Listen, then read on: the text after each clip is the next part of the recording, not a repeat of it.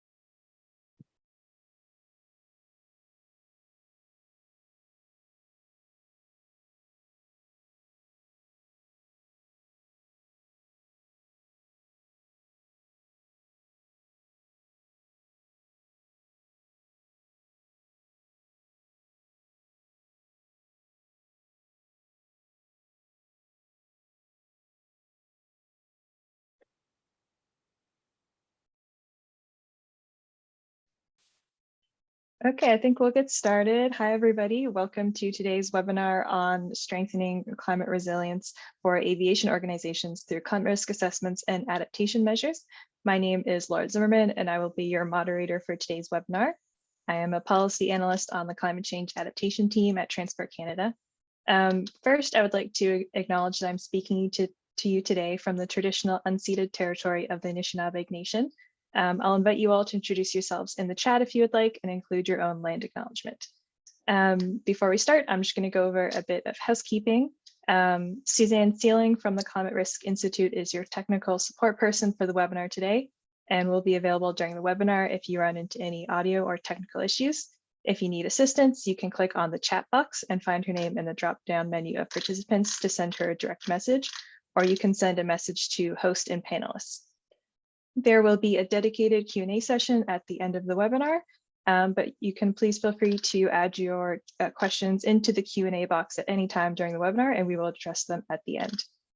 We are recording the webinar today, and we'll be sending out a link to everyone who has registered, along with a copy of the presentation slides. The presentation slides are also available on the Climate Risk website right now. There should be a link in the chat to access those. Today's webinar will be held in English, but a French version of the slides are available on the website. This webinar is part of Transport Canada's Transportation Adapting to a Changing Climate webinar series, and we'll have some more information on our next webinar at the end of today's presentation. So now I'd like to introduce our speakers for today, Andrea, Deitz, and Rachel Burbidge. Andrea is a foreign affairs specialist with the U.S. Federal Aviation Administration Office of International Affairs. She currently serves as the Southeast Asia Desk Officer, where she is responsible for coordination with USG and international partners to promote collaboration in civil aviation safety, security, and efficiency. Andrea co-leads the climate adaptation work within the International Civil Aviation Organization, ICAO's Committee on Aviation Environmental Protection, CAEP Working Group 2, which published the 2018 Climate Adaptation Synthesis Report and the 2022 Guidance Material on Aviation Climate Change Vulnerability, Risk Assessment, and Adaptation Measures. Rachel Burbidge is our second speaker and joined Eurocontrol in 2005. She has been leading Eurocontrol's work on climate change adaptation and resilience since 2009, authoring the organization's groundbreaking Challenges of Growth work on climate adaptation and several peer-reviewed journal articles. She co-leads the climate adaptation and resilience work of the ICAO Committee on Aviation Environmental Protection, Airport and Operations Working Group, and leads Eurocontrol's contribution to the ICAO CAEP Working Group on CORSIA, where she leads tasks on MRV. She has degrees in environmental studies and sustainable development. So on behalf of everyone joining us, I'd like to extend a warm welcome to Rachel and Andrea for presenting this webinar today. And I will now hand things over to Andrea. Thanks so much, Laura, and thank you for that wonderful introduction. We are very pleased to be here today with you all to share the guidance that ICAO has published on climate resilience for aviation organizations. For aviation organizations through risk assessment and adaptation measures. As Laura mentioned, my name is Andrea, and I'm joined here by Rachel Burbidge from Eurocontrol. And Rachel and I are here in our capacity today as task leads for the ICAO work under CAPE Working Group 2. So next slide, please. In today's presentation, we are going to provide a brief overview of the work that ICAO has been doing on climate change adaptation. We'll also talk through the adaptation guidance for climate change risk assessment, adaptation planning for aviation organizations, and describe how our task group developed this guidance material, and then present an overview of what these documents are and how they can be used. So these are the three documents we'll be focusing primarily on today are going to be the climate change risk assessment and adaptation planning for aviation organizations, the key vulnerabilities document, and then an overview of the menu of options, which is exactly what it sounds like. So next slide, please.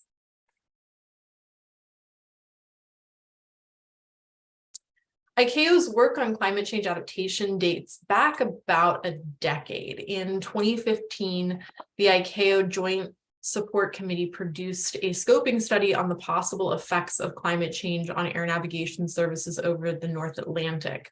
In 2018, CAPE Working Group 2, which is the group that Rachel and I are speaking from and about today, primarily produced the airport planning manual with the first chapter on climate change adaptation.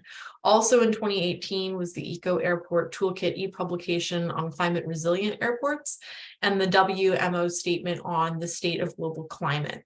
This second publication is obviously not an ICAO document, but ICAO did contribute to the report by authoring the last section of the statement on international civil aviation and adaptation to climate change. So we included it here.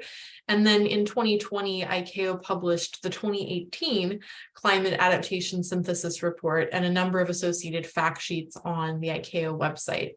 In 2020, ICAO published the Climate Risk Assessment, Adaptation, and Resilience Report, which includes those three documents that I just mentioned, and we'll talk a little bit more about in detail today.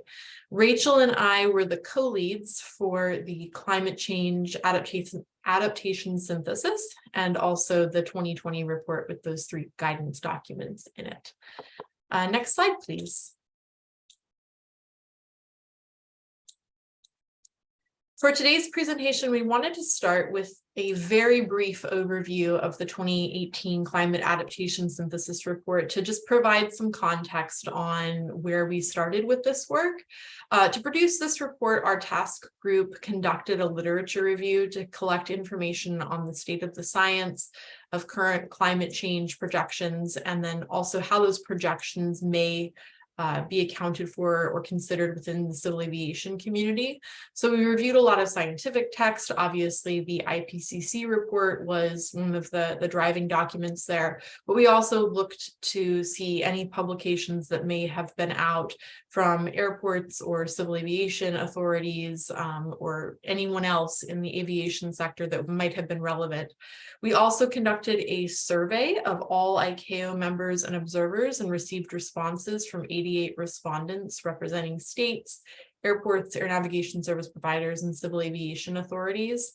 And as you can see on this chart here, I know there's a lot on it, the impacts that respondents expected to be the biggest challenge, which was this question over here on the left, or sorry, the right, about 5 years ago, was the increased intensity of storms, and then also followed by changing precipitation and higher average and extreme temperatures. I'd like to point out that respondents also were able to fill in they were able to select multiple options from this category. So that's why the numbers don't all add up to 88. And they were also able to fill in the blank with any other things that they may have considered challenges. Those are indicated in the green at the top of the chart. And the largest number of respondents that filled in the blank with a new option said that they their biggest, or one of their biggest challenges was adaptation challenges and planning strategy. So that was something that, as we were doing the synthesis report back in I guess the 2016, 2017 timeframe, that we kept seeing pop up a lot. There was a consensus across all of the respondents that climate change was currently or was foreseen to be an impact to aviation and to their operations, but there was less information on the specific ways that the aviation community could begin to consider adaptation measures and what types of options might be available, or what types of vulnerabilities might be specific to aviation that we're not seeing in other sectors. So that really prompted the work that we began in the following CAPE cycle. So next slide, please. So as I mentioned, when we identified this gap as we developed the 2018 synthesis, during the next CAPE cycle, Rachel and I co-led a task to develop climate change risk assessment and adaptation planning guidance. The stated objective of this task was to provide support to states and aviation organizations to adapt and build resilience to risk and climate change. In order to do this, we had to make sure that the guidance was applicable to states of all sizes and could also be used by every type of aviation organization. So airports, operators, ANSPs. We were very fortunate to have experts in our group that were true experts on climate change risk assessment, vulnerability, and adaptation. And over 3 years, we developed these documents based on the literature review, that any source document we could find on the subject, and then also the contributions of the experts in our task group, and then also in working group 2. The guidance was ultimately approved by the ICAO Council and is currently available on the ICAO website, along with the 2018 synthesis report. These documents are completely free, and they're accessible to anybody who has an internet connection anywhere in the world. As I mentioned, the guidance is very generic. It was intended to be generic so that it could be used by a variety of stakeholders. It is also non-prescriptive, as each state and organization has different goals and priorities for adaptation and is facing different challenges. It was very important for Rachel and I, and for the task group, to make sure that the documents were going to be flexible enough to be useful and accommodating for all situations. So next slide, please. So this is what each of the most recent 3 guidance documents that make up that larger report look like, the covers of them. And I will pass it to Rachel here to describe a little bit more about what's actually in them. Great. Thank you, Andrea. So we've got quite a good, thorough overview of all the work that's been going on at ICAO to date. And so for the rest of the webinar, we're going to get in a bit more detail to the actual content of the 3 documents that you can see on the screen here. So these are they are standalone documents, but they're intended to be used in conjunction, in parallel. So the main one is the one on the left, the key steps in aviation organization, climate change risk assessment and adaptation planning. And then this is accompanied by the document on key climate change vulnerabilities for aviation organizations and the menu of adaptation options. So it's sort of foreseen that as a state organization was working through the guidance, they would then draw on the vulnerabilities document and the adaptation measures document to sort of support that work. Next slide, please. So the key document in the set is the guidance on climate change risk assessment and adaptation planning. It's divided into 2 stages, one on climate change risk assessment and one on climate change adaptation planning, but it's intended that they would be used consecutively. So it's two parts to the same process. And as Andrea said, it has been designed to be fairly generic so that it can be scaled and utilised by states and organisations of any size or structure. So I'm going to sort of take around 20 minutes now to walk through stage 1 of the guidance in a bit of detail. This probably is one of the sort of the most detailed or longest part of the webinar. And then Andrea will take a similar walk through the adaptation planning section of the document. And then we'll finish up with a shorter section looking at the key vulnerabilities and the menu of adaptation measures. Next slide, please. So you can see here on the right, this is an overview of the 6 steps or 6 key steps that make up stage 1 on climate change risk assessment and adaptation planning. So there's organisational preparation, definition of the scope, collecting climate change data and identifying stresses and scenarios, assessing climate change impacts, finalising the assessment, and then monitoring and review. We'll take a look at them all in turn now. There's more detail in some than the others. And of course, there's much more detail than we can cover in this slot in the actual guidance itself. Next slide, please. So key step 1, prepare the organisation for the assessment. So the first sort of action that you need to take in this stage or step is really to get senior leadership commitment. This is probably one of the most important parts of the whole process. This legitimizes the work, and it also facilitates getting any human and financial resources that you might need. So to do this, you might need to be able to demonstrate the objectives and the purpose of the assessment to senior leadership. And you might need to demonstrate reasons for doing the risk assessment, the risks that the organisation faces at a high level, and also the consequences of not taking some action. And this is intended to get that leadership buy-in. And we'll talk a little bit more about how you can sort of demonstrate that in the guidance in more depth. And then once you've hopefully secured senior leadership support, then it's also necessary to communicate across the organisation so that everybody in the organisation understands the purpose of the risk assessment, why it needs to be done, what the objectives are, and also to consult with key stakeholders as well.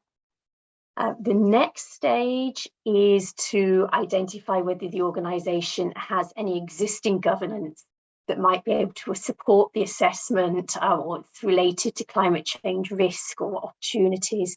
For example, maybe there's a master plan for risk assessment or a safety management system. And if there is something in place, then you may be able to leverage it to use as a framework for the climate change risk assessment. And if not, then this guidance can be used as a framework for that assessment. Following that, the next step is to start to identify internal expertise from across the organisation. So probably a range of participants will be needed from across the organisation's departments, safety experts, operational personnel, for example, and other organisations that or other entities that the organisation works with.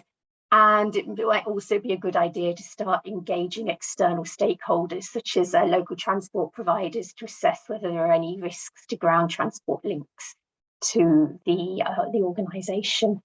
And then once the contributors have been identified, need to assign roles and responsibilities. It is often the environmental team or the environmental personnel that initiate the assessment, but we think it's really important to involve or people and teams from across the organisation, operations personnel, planning personnel, and to have key asset and operational people involved who have the knowledge and decision-making responsibilities. And at the end of the document, there is a resource section which has a list of useful expertise and stakeholders that could participate. Following this, the next step or action is to identify drivers to support the assessment or to promote the reason for the assessment. This could be government directives, other legislation, financial disclosure requirements such as TCFD reporting, for example, and also information on damage and costs from previous events. And at this stage, you only really see sort of a rough initial assessment of damages and costs, because this will be done in more detail as the assessment progresses. And then finally, in key step 1, you need to define a timeline. And of course, this will vary according to the specifics of the organisation, the scope of the assessment, and also the availability of key internal participants and possibly external stakeholders as well. And we think it's good to try and make sure that that's in line with their availability, for example, to avoid trying to do the assessment during peak travel season, for example. Next slide, please. So then key step 2 is the definition of the scope of the assessment. What are the parameters of the assessment? What is and is not included? So, for example, different parts of an airport may be under the control of different entities, or some infrastructure may be owned by the organisation, other infrastructure may be rented. So it needs to be defined which entity has responsibility for the assessment, and also that it perhaps doesn't just cover key operations and infrastructure. You might also want to cover impacts to personnel, passengers, for example. And then this can be followed with a sort of high-level definition of the scope of the systems to be assessed. So again, this will vary according to the organisation and the specifics of that organisation, but it will likely include infrastructure, operations, and then factors relating to that, such as location, lifespan, and any interdependencies. The assessment can focus on an entire system or the entire organisational system, or focusing on specific vulnerabilities, but the guidance does recommend assessing the whole system or the whole organisation. And this is to avoid unexpected consequences or unexpected knock-on effects from other components.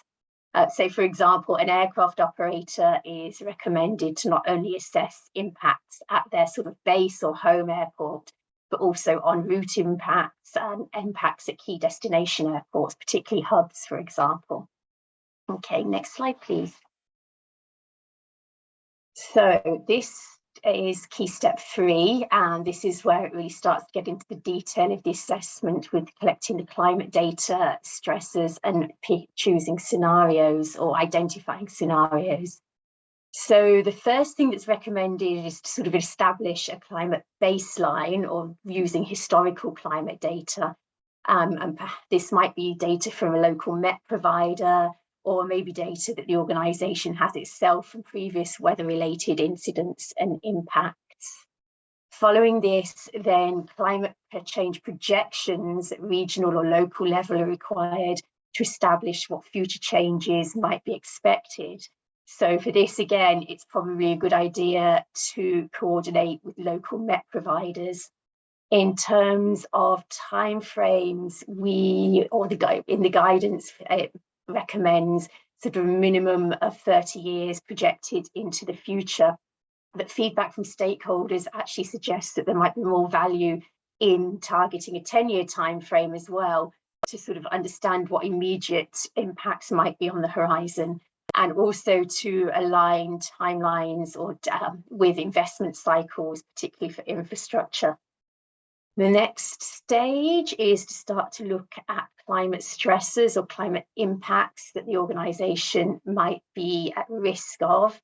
And here, the climate adaptation synthesis, which Andrea told us about, is a good starting point for identifying potential stresses or impacts, as well as the key climate change vulnerabilities document, which is part of this set of documents. You also need to look at not just what the impact is, but what is the sort of scale of change for that impact or stress, or how quickly is it going to change and to what extent. And that, of course, is an iterative process, because climate can change more quickly or differently, of course, than originally projected. Following that, it's necessary to establish confidence levels. These are the required levels of certainty that are required from the results of the risk assessment. Again, here, this might be something where senior leadership needs to be involved, because they'll be deciding sort of what level of service continuity is required or what level of disruption might be acceptable.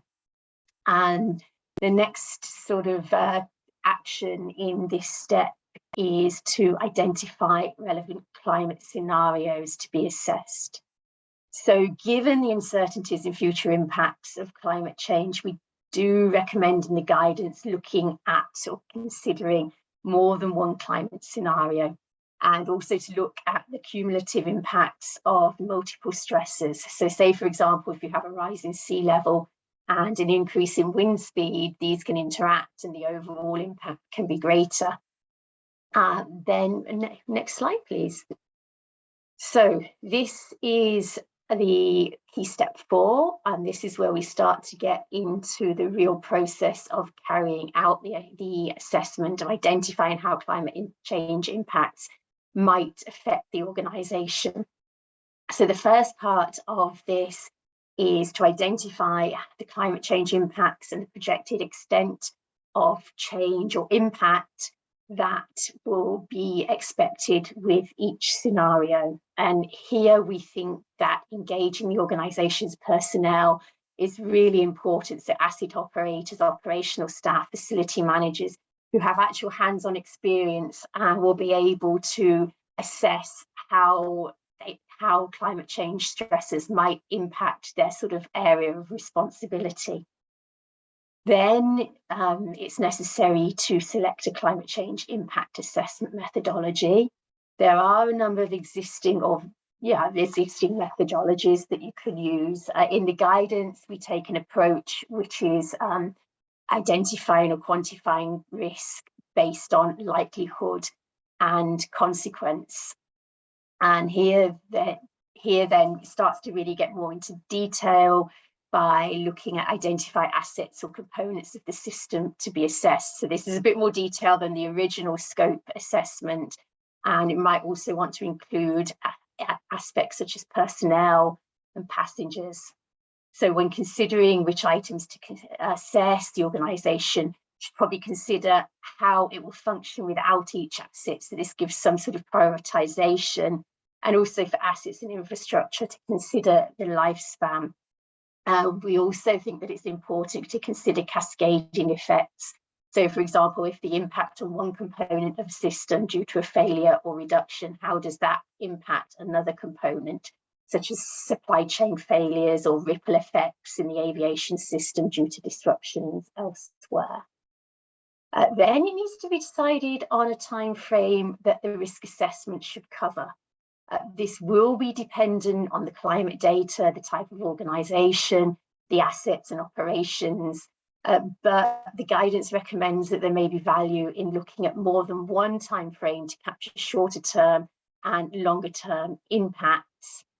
We also need to take into account design or operational thresholds, for example, snow or wind loads for buildings, high temperature extremes for airport pavement. Next slide, please. And then for each group of assets or operations, you can identify the stresses that could impact it and the potential effects of those stresses. So this table here is an example for 3 different types of organisation of a potential climate stressor and a potential effect. It is, of course, much more complex than that, but we wanted to give an indication. And of course, not all assets or systems will be affected by all stresses.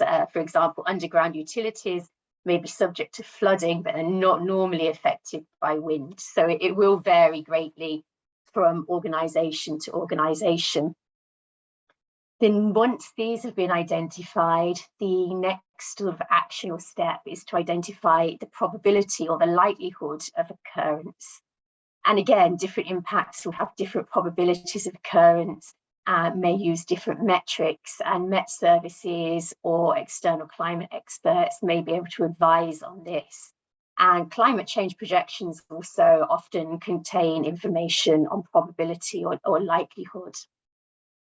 So then the next step is to identify the consequences of each impact for the identified level of probability, and to do that for sort of each group of assets or operations. Say, for example, impacts from a flood event might not be uniform, and could range from minor to significant, depending on what adaptations or adaptive capacity were already in place, the location, or the resilience of the existing resilience of assets. Then you can go, next slide, please, sorry. Then you may choose to go on to develop a risk matrix, which you can see on the slide here. This is used to assess risk by considering the likelihood or probability of occurrence of an event happening, and then sort of weighing that against its corresponding impact. So they then assigns each potential impact a risk rating according to how likely it is to happen and what the sort of the consequences or the severity would be if it did happen. So say, for example, if you had an impact that was really quite low probability, but if it happened, the consequences could be quite severe. It would be over in the top left-hand corner of the table. So this might be something like a 500-year flood, for example, which is not going to happen very often. It's low probability, but it could be extremely extreme impacts from that. Something that's likely to happen more often, but for which the consequences might not be so severe, might be sort of in the lower, medium to right-hand side of the table. So say something like hot weather days might sit somewhere around there. But again, this is going to vary greatly according to the organisation and how they specifically are impacted by risks. Okay. So once the risk matrix has been developed, we need to identify what existing adaptive capacity you might have. And adaptive capacity is the existing or potential capacity to respond or be resilient to climate impacts. So for example, does an organisation's heating and ventilation, the HVAC system, have the ability to cope with projected changes in temperature for the next 10 to 15 years? Or do existing sea level defences have the capacity to increase height in the case of higher projected sea level rise? So this is sort of an indication of what adaptive capacity might be, but even where adaptive capacity is available, it may be limited. So for example, an airport may only be able to raise its sea defences by an additional 2 feet, while projections may indicate 3 feet is necessary. So although some adaptive capacity is available, some vulnerabilities may remain. So that's sort of the next action in this step, is to identify any remaining vulnerabilities. And what we propose, or how the guidance proposes to do that, is once you've taken your likelihood and consequence to identify the level of risk, and then identified what level of adaptive capacity might exist, the remaining is sort of the level of vulnerability or the vulnerabilities that need to be assessed. So just finally, to finish up in this key step, there may need to be some ranking and prioritization of vulnerabilities. There may not be resources to address everything. So there needs to be some kind of prioritization based on criticality. And there may also be some potential opportunities to identify, such as an increase in tourism demand due to changing climatic conditions, or a reduction in de-icing requirements due to a decrease in ice and snow conditions, for example. Next slide, please. So two final remaining stages, or steps, but they are a bit simpler than steps 3 and 4. That's really where the detailed part of the assessment happens. So step 5 is about finalising the assessment. This involves reporting on the assessment. So that's reporting the main findings, such as the climate stresses, expected risks, confidence levels, any current adaptive capacity, and then the remaining vulnerabilities. And this needs to be reported to the senior leadership, of course, and then the senior leadership will make the final decisions on what sort of risk acceptance level and minimum service levels need to be considered in the adaptation planning stage. And then finally, we think it's important to communicate the outcomes of the risk assessment to internal and external stakeholders, so they understand what's been identified and what issues might need or measures might need to be taken. So if you're actually doing this in practice, you would now go directly to stage 1 of the adaptation planning. But there is one final step which is included here, which is monitoring and reviewing. And this is because, as we said earlier, the climate might change differently. It might change more quickly than projected when you did the original assessment. And also the organization's operations and assets and the conditions of those assets may change over time. So the guidance does recommend periodic review of the assessment, perhaps every 5 years or so, to make sure that all risks are still well understood. And with that, it was quite a detailed walkthrough. So I hope not too detailed. There is quite a lot more material and detail in the document itself. And with that, I will pass over to Andrea. Sorry, next slide, please, and to talk about the adaptation planning section. Thank you, Rachel. So this is, as Rachel said, stage 2 of the document, and you would go to this directly from her previous step 5 of stage 1. This probably does make a lot more sense as you're looking at it through the document itself. So if stage 1, stage 2, and all the steps and actions that we're explaining now is a little confusing, it is more laid out and less confusing, we think, in the document itself. So hopefully when you're taking a look at that, this will make a lot of sense. But this is what stage 2 looks like. There are 4 steps in stage 2 for an aviation organization to consider. These are defining adaptation and resilience objectives, identifying adaptation and resilience measures to address prioritized vulnerabilities, develop and implement a climate adaptation plan, and then, of course, periodic monitor and review, because as Rachel mentioned, nothing remains the same for too long. So we want to make sure that we're always taking a look at our processes and our plans and the data that's coming in, and reviewing and changing things as needed. So this next section of our webinar today is going to outline each of these steps and the sub-actions for the adaptation planning in detail. So next slide, please. So the first step, as I mentioned, is to define objectives. As part of this stage, the guidance provides 4 actions: prioritizing the criticality of assets and operations, high-level identification of potential adaptation and resilience measures, identifying risk acceptance level, and identifying potential opportunities. As the goal of implementing an adaptation or resilience measure is to reduce the risk of a climate impact to an acceptable level of risk, before you identify the risk acceptance level, it is necessary to have a broad idea of the types of adaptation and resilience measures that may be available for various risks.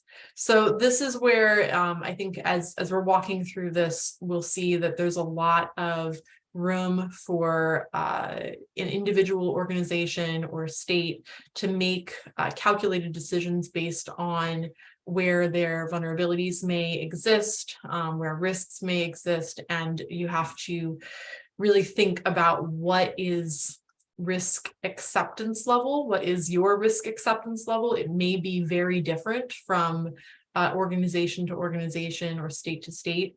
I know within aviation, we're always talking about a fairly low risk or low risk tolerance industry here, but there are some things when you start to get down into the not minutia, but the very, very, very small components of looking at risk, that you might say, okay, well, it's not going to be a systemic impact, or it's not going to have an impact on safety. So maybe in this area, we are a little bit more, a little higher of a risk acceptance level. So next slide, please.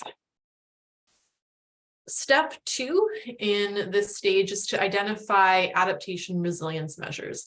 This is where you're going to really begin looking into what the specific options may be. So in stage 1, you kind of look at things at sort of a higher level to give you a sense of, what is physically possible. In stage 2, you're going to start to look at what is actually possible, what are you going to be able to physically do, or just make decisions based on what your true options are. So there are 3 actions within this step, and those are to identify detailed adaptation and resilience options, assess the potential of these options, and then finally selecting your option. The assessment component of this step has the most room, I think, for interpretation, is really going to be based on how the options to adapt may address the vulnerabilities and be feasible.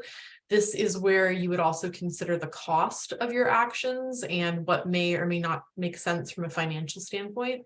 And again, this is going to be very, very specific to each organization, to the level of risk, and then also just making sure that just because an adaptation option may exist, it may not be the right choice for the particular scenario you're facing. So that's, in that second step, assess the potential options.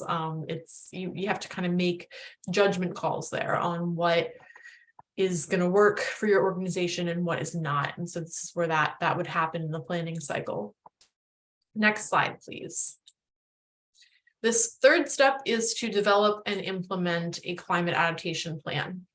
This third step has 4 actions: prioritizing for implementation, the timetable for implementation, the process for implementation, and finally the development and communication of your implementation to your internal and external stakeholders. So in order for the plan to be successful, you need to establish an order for prioritizing what is most critical. And again, this is going to be subjective. It's going to be very different from organization to organization. And then also it's a good place to identify what measures may be linked to others. Then also developing a timeline is critical. And that timeline, as Rachel said, we were initially thinking something in the 30 years. It's also come up multiple times that the 10-year time frame is more helpful. It can be months if that's what you need. It can be decades. So this is really organizationally specific again. And it's just very dependent on what the specific situations may be, what you're looking at in particular. Once the timeline is in place, you can develop a step-by-step process for implementing each measure. And we have noted in the guidance document that a checklist could be very helpful here. Obviously, if that's not helpful for you, it doesn't need to be, but that was something that did come up multiple times as we were preparing this material. Next slide, please.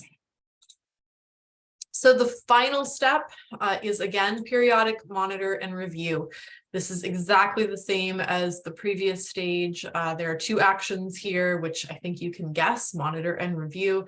The whole point here is to make sure that as things are changing, whether it's within the first stage and you have new risk assessment inputs, or as the climate's changing, or as your organization is changing, or as the operations may be changing. I mean, as anything is changing, this is where you want to go back and take a look at what you have, what your objectives are, what your priorities are, what your scope is, your timeline, all of that, because it can shift.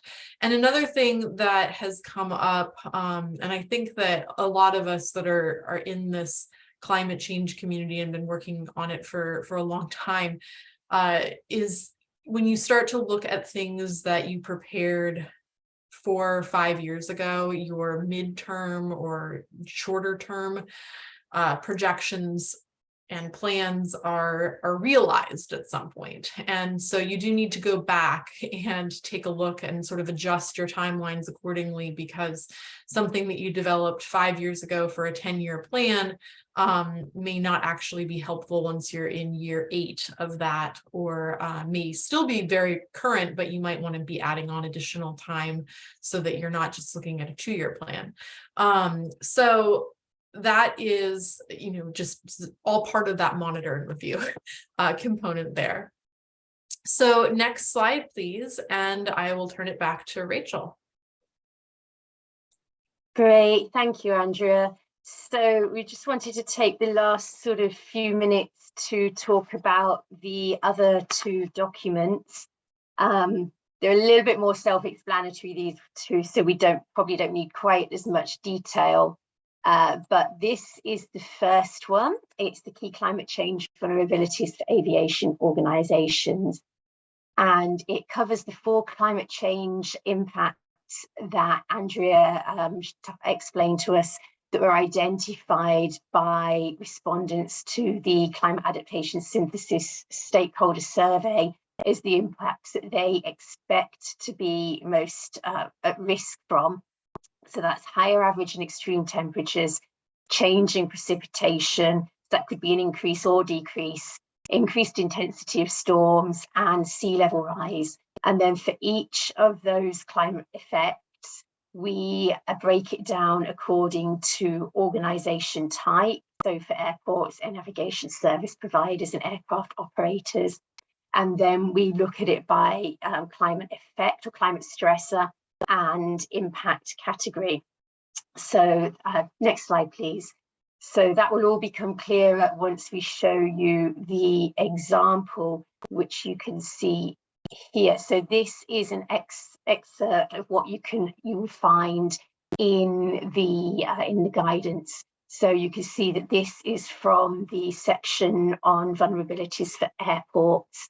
And then on the left, you have the climate impact or the climate stressor that's being covered. In the center, you have the sort of the impact area or the risk category. So these are operations, infrastructure, people, and economics.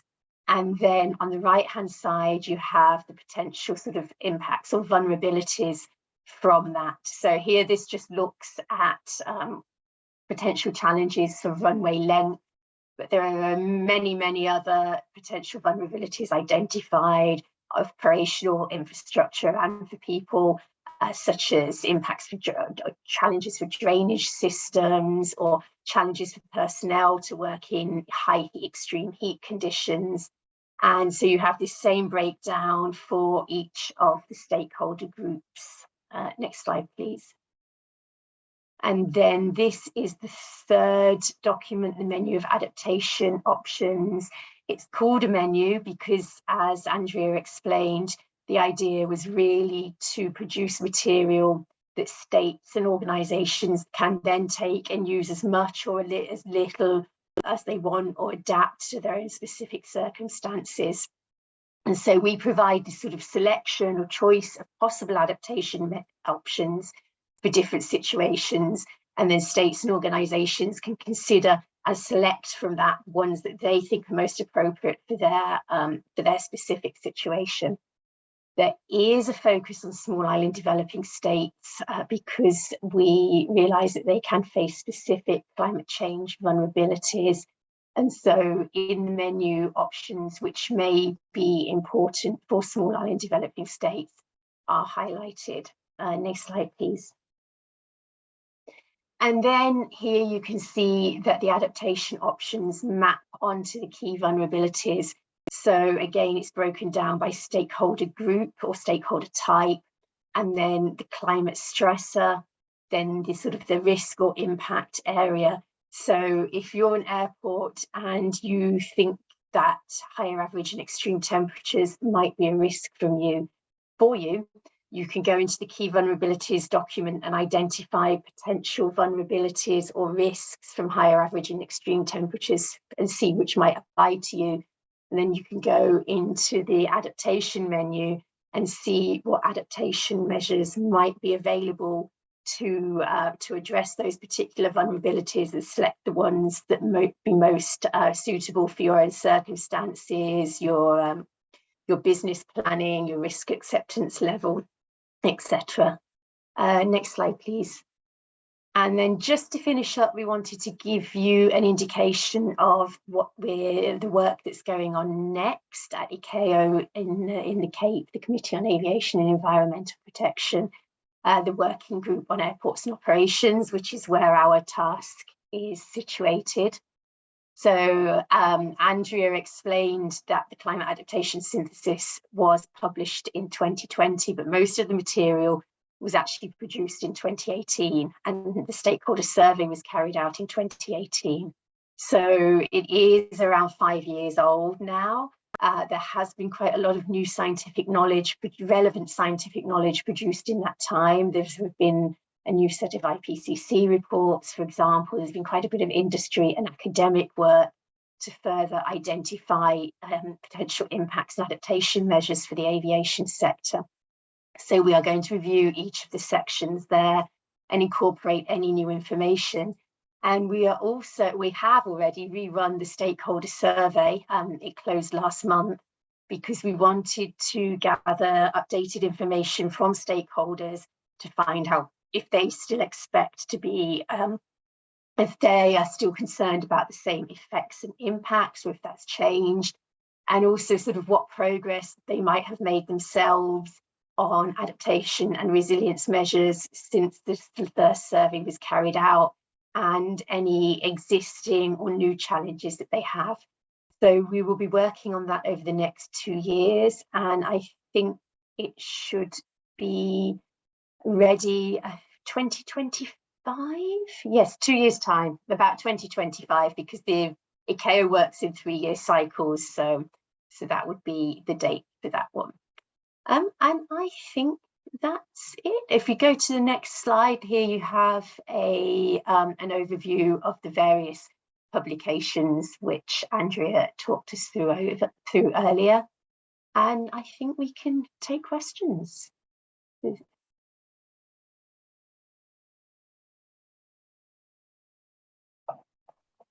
Thank you so much, Rachel and Andrea. We have a good amount of time for questions left, so I'll just invite everyone, if you have any questions, please put them into the Q&A box now, and we'll try to get to all of them. I'll start us off with this first question. In what ways do these guidance documents differ and or complement other climate risk assessment and adaptation guidance documents that are available? For example, the PIVC risk assessment framework or the ISO 14090. So that is a good question. I'll jump in first, and I'm sure Andrea will have something to add. So I think in the geographical scope and the level of detail are the two differences that come to mind with the two that were mentioned, because I think the, excuse me if I don't say it correctly, the PIVC is a more regional risk assessment tool, whereas our remit was really to produce something that could be applied around the globe by all aviation organisations and states, particularly in regions perhaps where there isn't regional or other material available. And then with the ISO standard, well, perhaps a key difference there is that our guidance is freely available, free of charge, whereas ISO does, of course, has to be purchased. And also that we do get into quite a bit more detail that's specific to the aviation sector in this guidance. So ISO is quite generic. It's supposed to be applicable to pretty much any sector, whereas we really tried to focus in on the aviation sector and provide guidance that was sector specific. Andrea, do you want to add anything to that maybe?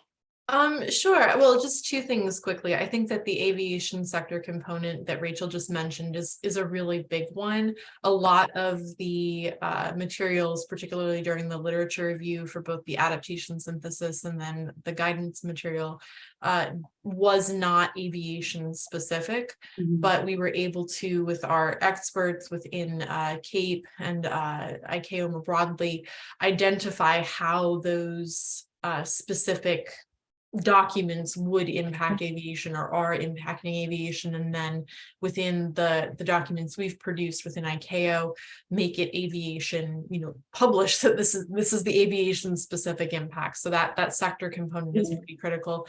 And then the other aspect of it I think that is important is the two surveys that Rachel and I mentioned. Those surveys did go out as a state letter to all ICAO members and observers, and then the members and observers were able to, as they felt appropriate, distribute it within their own organizations or membership. So the diversity of respondents that we've received to those surveys is very great. We're not always hearing from scientists or from people that are, working on climate change adaptation every single day. It's sometimes somebody that is focusing on these areas or thinking about these topics for the first time, and giving us their true and sort of raw thoughts on how they think that they may be impacted or what they're already seeing.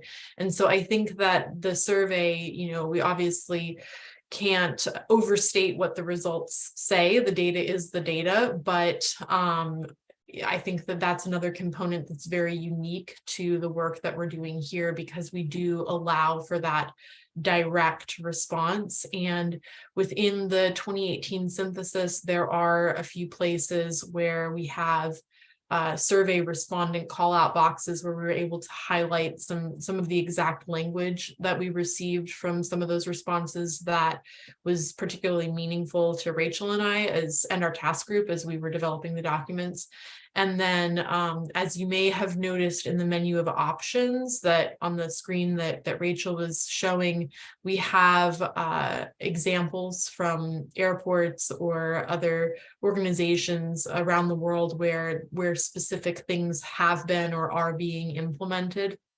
And so in that way as well, trying to incorporate sort of that more granular information of what things look like from a specific organization standpoint. Great, thank you. Next question. We, Stantec in Quebec, have produced a number of adaptation plans for most of the airports in Quebec. Is there much data and feedback on existing experience with developing and implementing, if it has gone that far, adaptation plans? We have adjusted our methodology with each case we have worked on.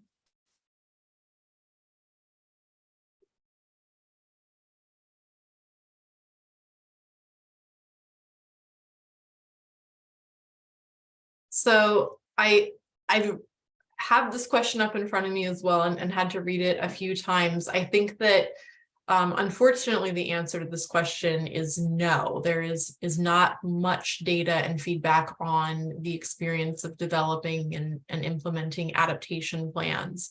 That said, Rachel did just mention that our survey for the most recent synthesis report update has just closed, and one of the questions in there was about developing adaptation plans.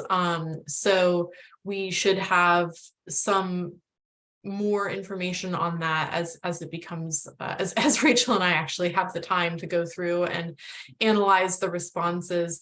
One thing too is, and I don't know if this is your situation, but we have found that not every organization that develops an adaptation plan is eager to share that plan publicly. So it is sometimes a little hard to track what is actually being done, and as far as implementation goes, how far along things are in that process. So Rachel, over to you. Any additional thoughts on that one? No, thank you. I think that covers it really, that we recognize that there is not so much feedback on the actual adaptation process itself. And we are hoping that we will be able to gather something on that through the survey.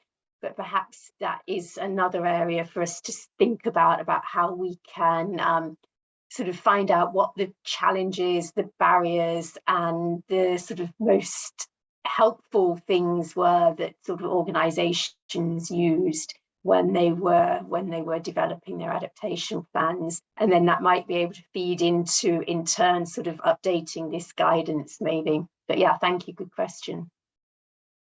Perfect, thank you. Next question, how can the aviation sector be more resilient in Northern Canada?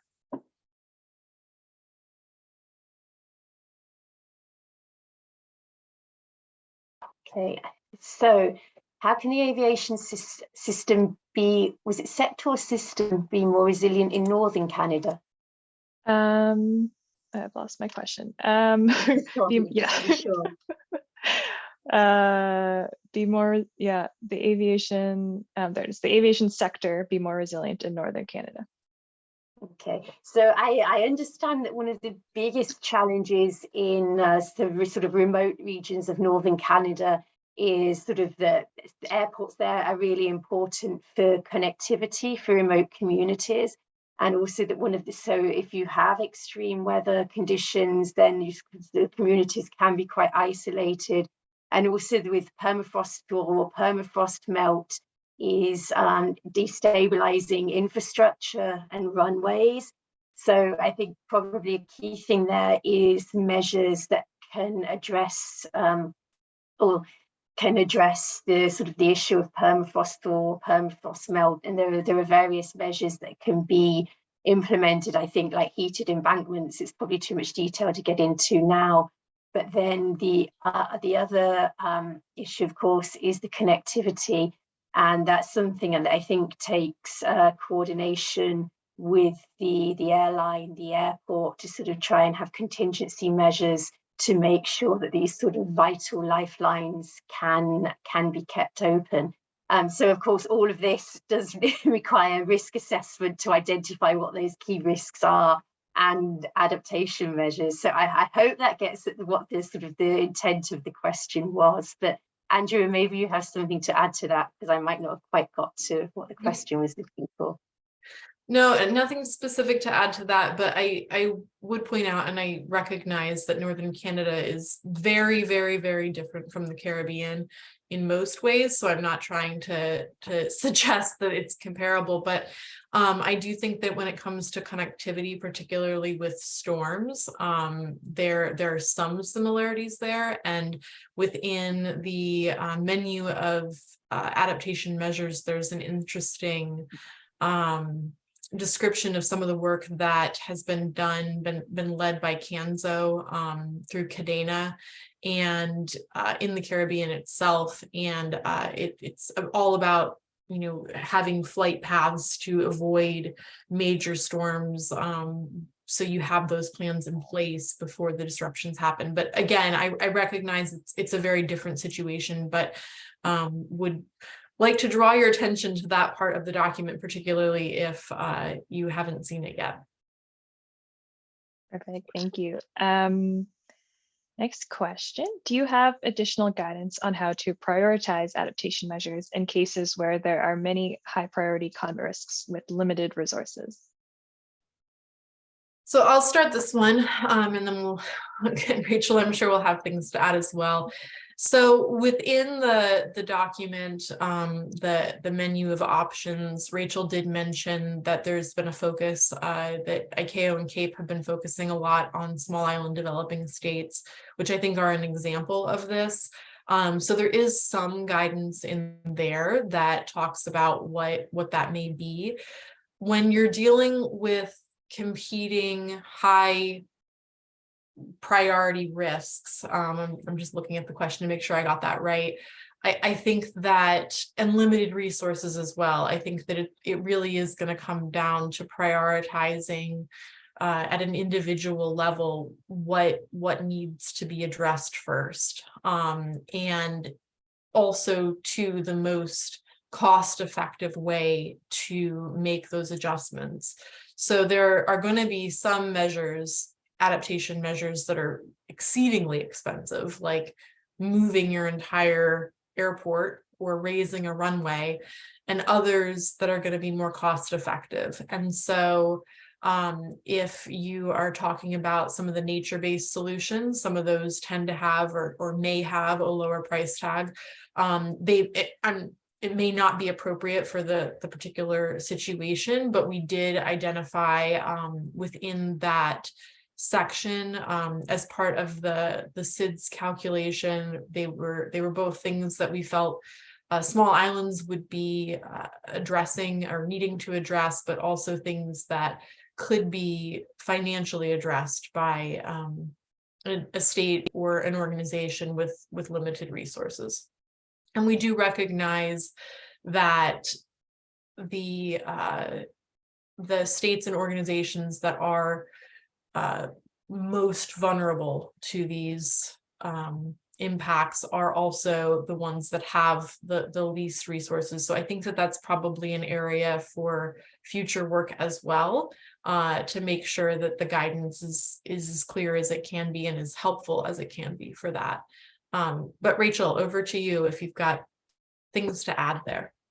No, I think that was a very thorough answer, and not really anything to add there. Just as you said, it really is an individual organisation decision. Obviously, safety is always the #1 priority, but after that, it's up to the organisation to sort of what level of service continuity they want to be able to provide, for example.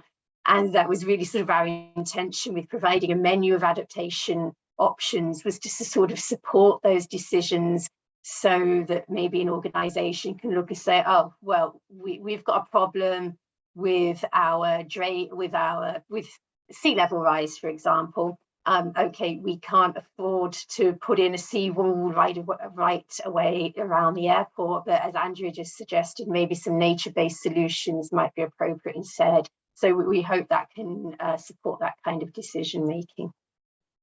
Yeah, and Rachel, actually, as you were talking, that made me think of something else too, that the menu that we have has, lots of options on it, and it's not the case, and I'm not sure that we emphasized this strongly enough within the guidance itself, but hopefully we did, that if you go down that list and check every box, if let's say that your organization had unlimited resources and you could do everything that you wanted, it's not the case that if you took that list, the menu of options, and went down and completed every single thing, that you would necessarily be adapting in the best way. Sometimes in these adaptation measures, you don't need everything. You need some things, you need other things less.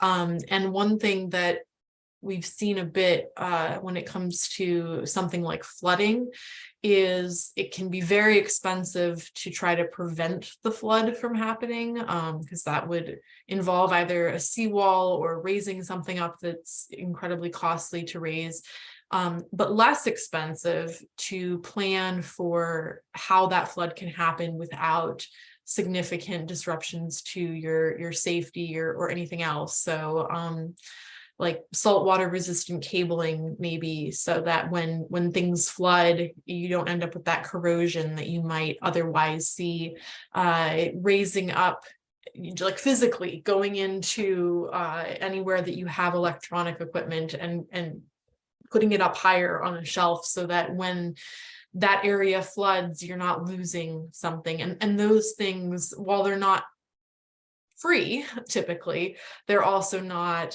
some of your higher cost options, and they can be very, very effective as well. Awesome, thank you. What do you think are the biggest impacts that the sector will need to adapt to?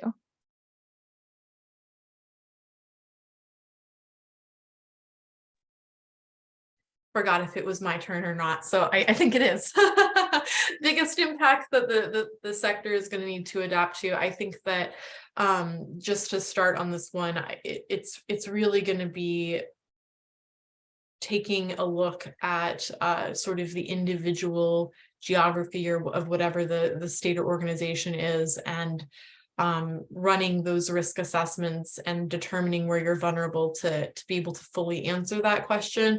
But as we've seen in our responses, there's generally a lot of concern about the increase of intensity of storms and frequency of storms. We're seeing a lot on temperature increase, a lot on sea level rise. I think more we've been seeing in the last few years concern about clear air turbulence and how climate change may be affecting that.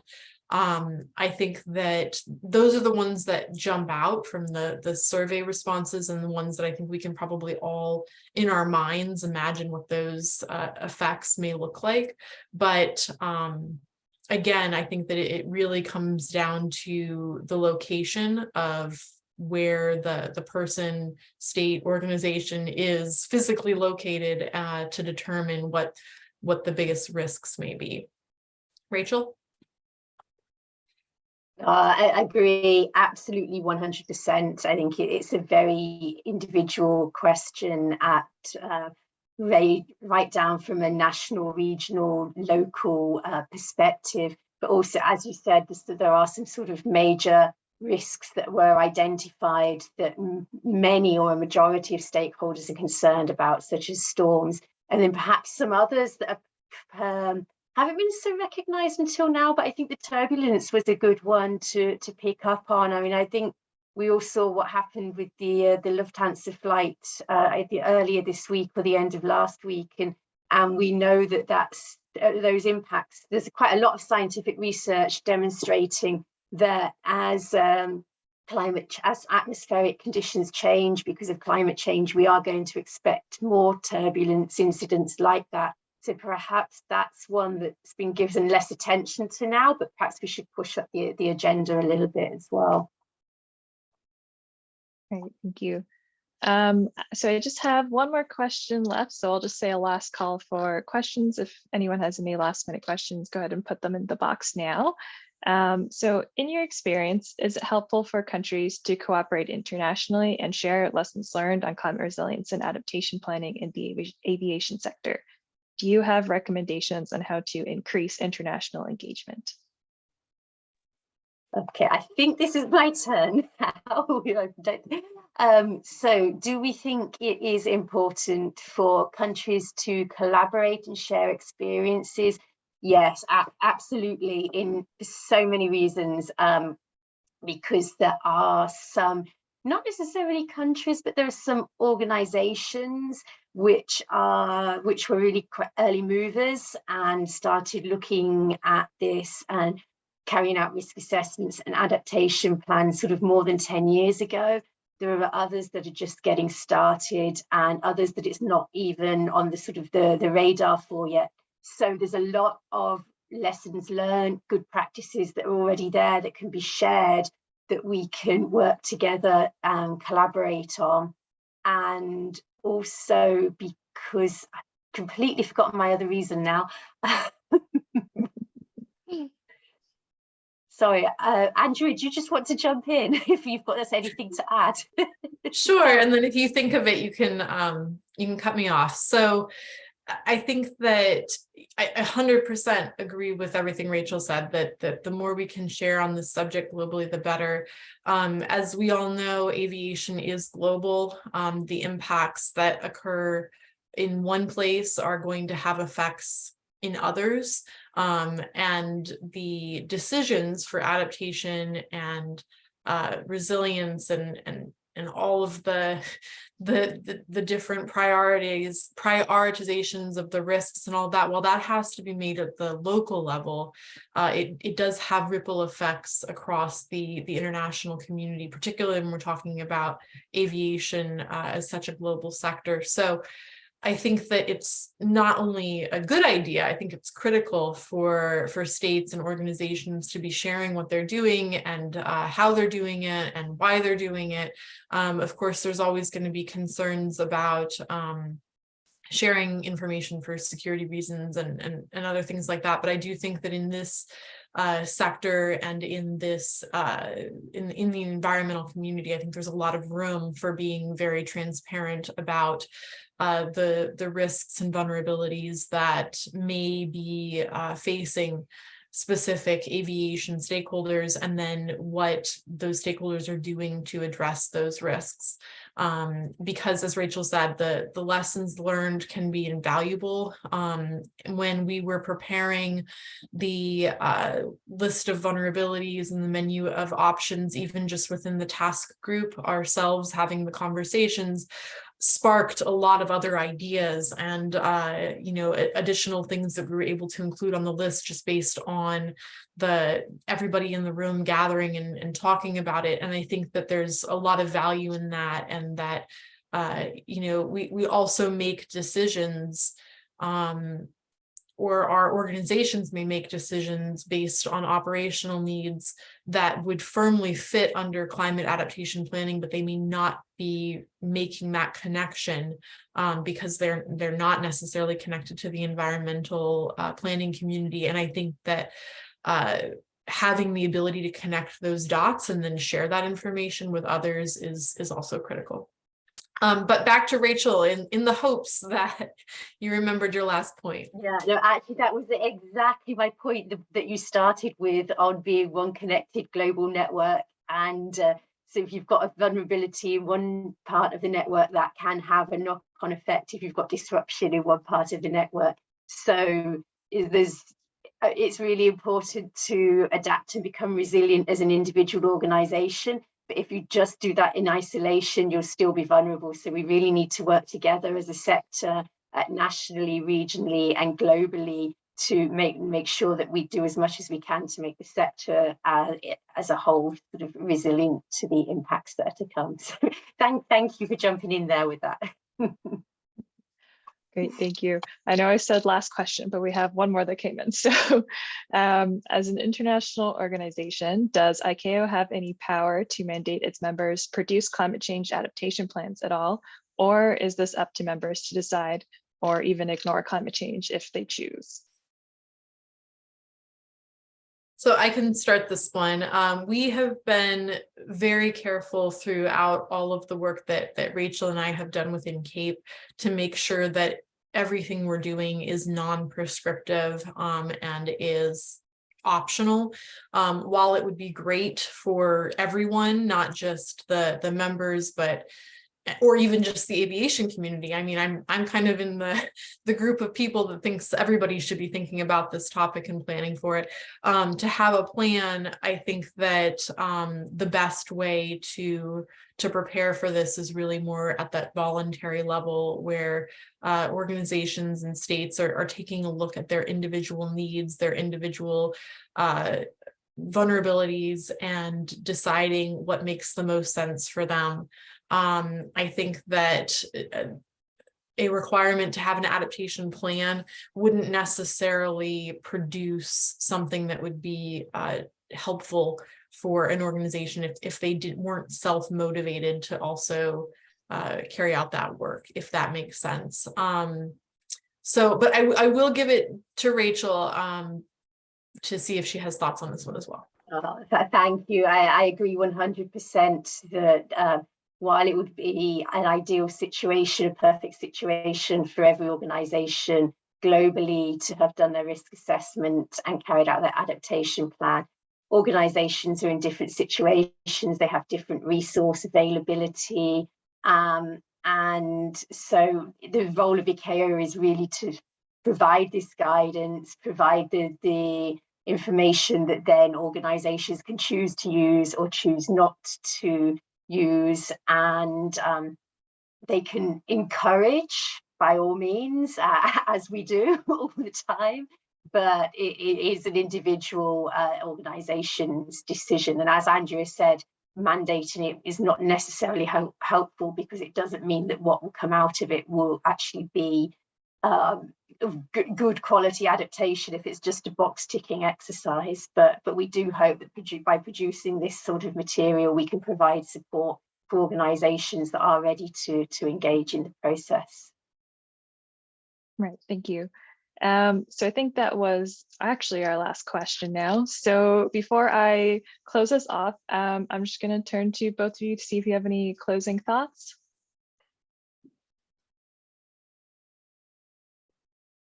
Well, I can start first on this. My biggest thought, Laura, is just thanking you for hosting this and for bringing us together today. I can probably speak for both Rachel and I that this work that we do with ICAO is something that's close to our hearts and we think is really important for the global aviation sector as a whole, and something that we're very happy to talk about. So really appreciate the opportunity to do so today. Thank you. Rachel? Yeah, I can only second that. Thank you very much for the opportunity. We are really, really pleased to have this chance to talk about the work and to sort of raise awareness of it and get it out there. If anybody does have any follow-up questions, please do feel free to reach out, or any ideas, suggestions, then they're most welcome. So thank you very much for the invitation and for everybody's participation.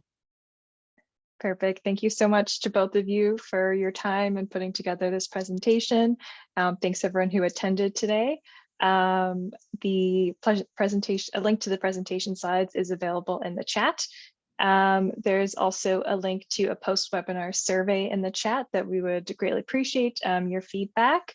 And before we finish off today, I'll just note that we have another webinar coming up next Tuesday, March 14th at 1 p.m. on understanding and using the latest climate data to build resilience in the transportation sector. I think we're going to throw a registration link into the chat. And if that's not there, you can also go to the Climate Risk Institute website where you got the slides and find the registration link there. So with that, I'll thank everyone again and have a great rest of your day, everyone.